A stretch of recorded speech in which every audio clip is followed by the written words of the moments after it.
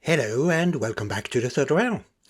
If you follow the channel, you might be aware that I'm planning to replace my current temporary layout.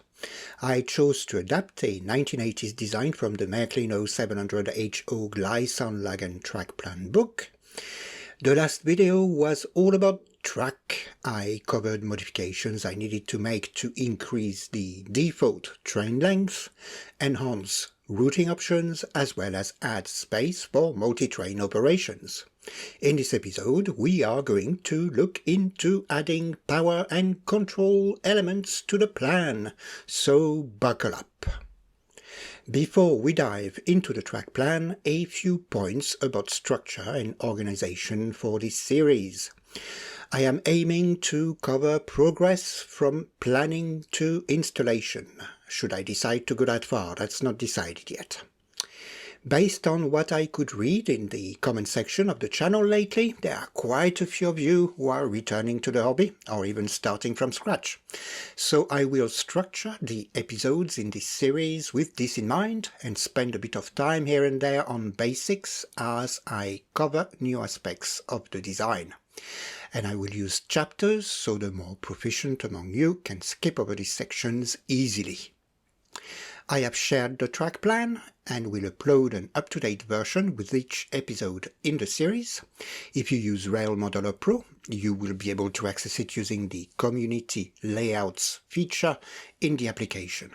The layout is called The Third Rail Layout 2023. The plan is also available in X-Track CAD, which is an open source track planning software package, and a few picture formats in a public Google Drive folder, which can be accessed using the link provided in the video description. Please bear in mind that the plan is under development, so there are errors such as unconnected joints. This should improve over time as planning progresses, and we should be left in the end with a few things that the software can simply not show properly. I have made a two-part series about the 5207 crossing if you are interested in finding out the reason why this is happening. Finally, track planning is not the most exciting topic for a YouTube video, so I am going to try and keep each episode as concise as possible, and I will aim not to exceed 15 minutes every time. So, with this out of the way, let's switch to the track plan. This is where we left things in the last episode, bar a few geometry adjustments I made in the meantime. So where do we go from here? There are quite a few things we need to look at. We'll need power feeds to make trains go, and then we'll need signals to stop them, of course. And as this is an analog layout, we'll also need to look at how we're going to control some of its parts independently. In the Märklin 3-rail system, power is available by default on the entire layout, and the position of switch rails or point rails on turnouts do not play any role, electrically speaking. The only way to control traffic is to selectively provide power to specific areas. Whatever the scenario, this is done using the same principle. A section of track is isolated, and it's equipped with its own power feed that can then be activated as needed. This is how traffic signals work. They act as a switch that controls an isolated section of track, which is referred to as a stopping section in the Märklin system.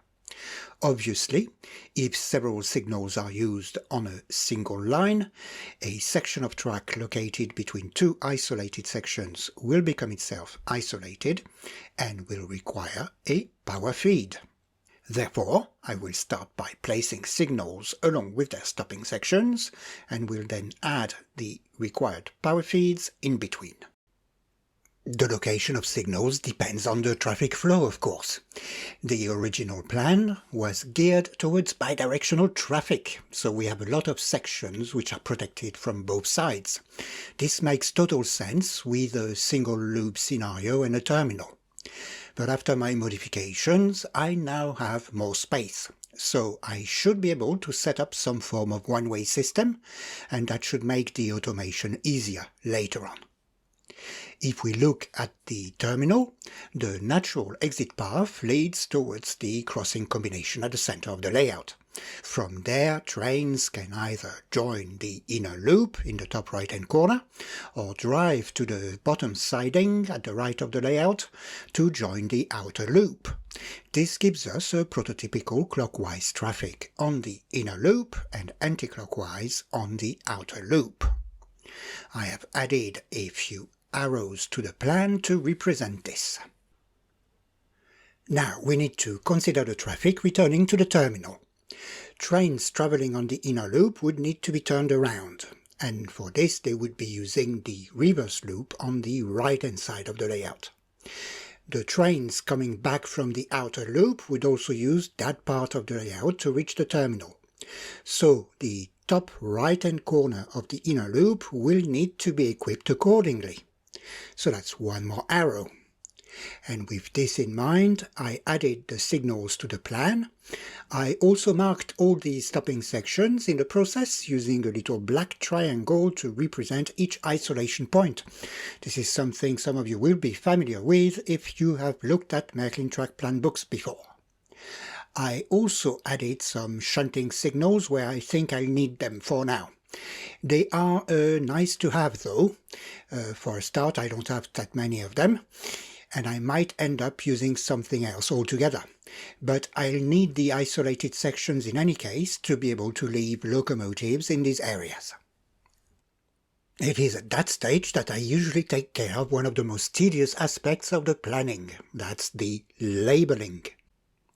I am using something derived from the Märklin system, surprise surprise, with the addition of letters to make the planning of automated blocks easier later on. The task can be confusing, so the addition of a small visual clue will reduce the potential for error greatly. I am not doing anything groundbreaking here. The additional letters are chosen so I can easily identify the function of an accessory.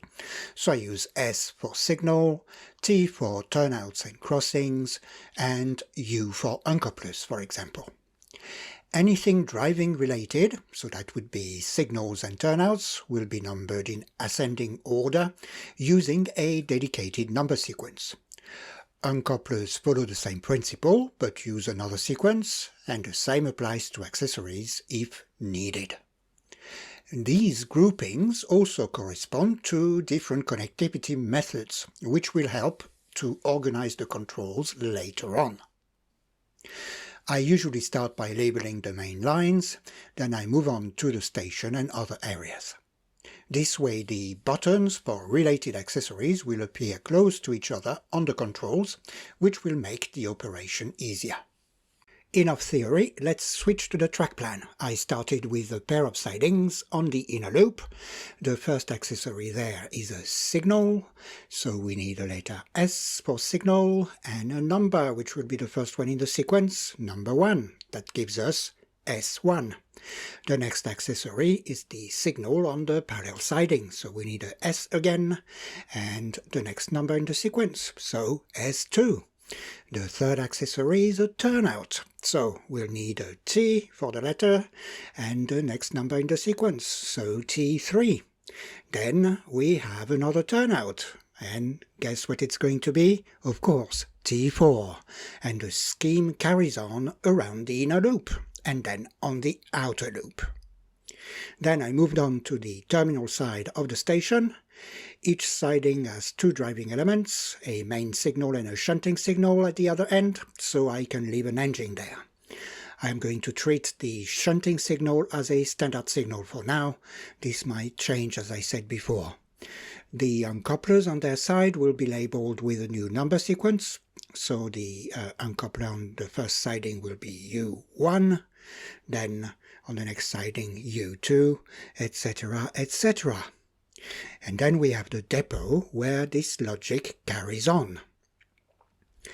This is getting crowded, isn't it? This is where the layer functionality in track planning software can be quite useful, so you can show and hide stuff based on what you want to focus on at any one time. With all stopping sections in place, I could then add my power feeds. There I simply added the word power next to each feed, as I don't use the Märklin power feed tracks. Okay, let's look at the controls now. I have set up all the control boxes on their own layer in Rail Modeler. Let me display it. There we go. So we have our control boxes all nicely laid out here. All the driving related ones are grouped together. Then we have the uncouplers, then the controls for the cranes and transfer table or turntable. Now we're going to need some power for all this. To calculate the power requirements, we need to consider a couple of aspects. We have stuff that is always on, for example light bulbs. Then we have stuff that only draws power for a few seconds at a time, for example solenoids in turnouts or signals. Or we have stuff that is powered on for a few minutes at a time, but occasionally that would be the stationary items with motors, for example a crane or a turntable. Märklin published a few figures that we can use to estimate the power requirements for all these items. They are rough estimates, but a good guide nevertheless, and they ensure a good buffer to cover peaks and spikes in consumption. So let's start with the light bulbs. We have 54 accessories fitted with incandescent light bulbs that consume 1.5 VA each.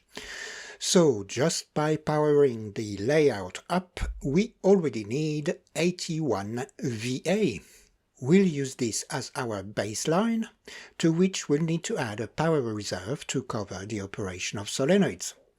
A standard turnout or signal solenoid draws about 5 to 10 VA depending on its age and maintenance state. That's a lot, but fortunately all signals and turnouts don't change all at once, and the power will only be required for a second or so at a time. From experience, I averaged the requirement to 7.5 VA and I doubled the figure, so we'll need a reserve of 15 VA. Finally, we have the stationary motors. In practice, for me here, that's the turntable, a transfer table and 2 cranes. All these will also not be operated at the same time. The turntable is the most power hungry of the lot, so I'll use a 15 VA figure.